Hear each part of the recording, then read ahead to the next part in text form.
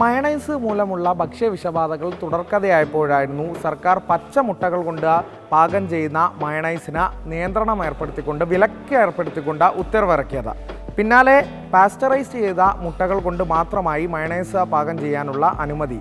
ഒപ്പം വെജ് മയണൈസും മാർക്കറ്റിൽ സജീവമാണ്. അപ്പോൾ എങ്ങനെയാണ് അതിന് ശേഷമുള്ള ഈ ഒരു മയണൈസ് ഹോട്ടലുകളിൽ നിർമ്മിക്കുന്നത്, പാകം ചെയ്യുന്നതെന്ന് നമുക്കൊന്ന് നോക്കാം.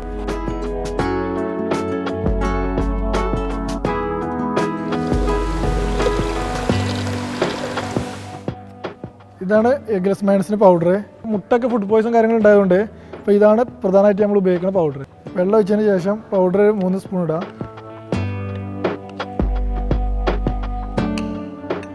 അതിന് ശേഷം ആവശ്യത്തിന് സാൾട്ട് ഉപയോഗിക്കാം. അടുത്ത് ഷുഗറാണ്. ഷുഗർ കുറഞ്ഞ അളവിൽ ഉപയോഗിച്ചാൽ മതി. പിന്നെ ഗാർലിക് പേസ്റ്റ്. 1 ലിറ്റർ മയണൈസ് അടിക്കാൻ നമുക്ക് ആവശ്യമുള്ള 250 സൺഫ്ലവർ ഓയിലാണ്, 250 ml.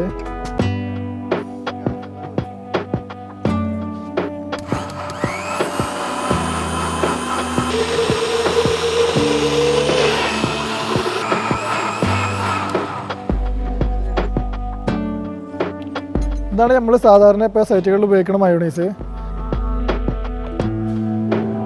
ഇതാകുമ്പോൾ നമുക്ക് ഇത്ര മണിക്കൂർ ഇരുന്നാലും പ്രശ്നമില്ല. മറ്റേത് ഒരു ടെമ്പറേച്ചർ കഴിഞ്ഞാൽ അത് കംപ്ലൈൻ്റ് ആവും. പുളിപ്പ് കാര്യം വരുമ്പോഴും നമ്മുടെ ഹെൽത്ത് കാര്യങ്ങൾ ഫുള്ള് ബാധിക്കേണ്ട വിഷയം ഉണ്ടാകുന്നുണ്ട്.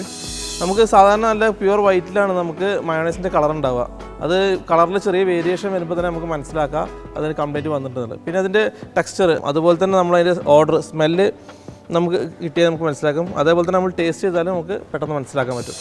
ആധുനിക കാലത്തെ ജനപ്രിയ ഇനം തന്നെയാണ് മയണൈസ്. മന്തിക്കും അൽഫാമിനും ഒക്കെ മയണൈസ് ഇല്ലാതെ ചിന്തിക്കാൻ പോലും പറ്റില്ല.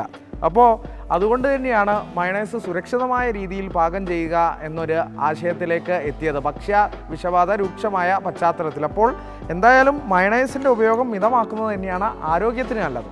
Cameraman Prajosh കുമാറിനൊപ്പം Arun Amrithanath, Mathrubhumi news, Malappuram.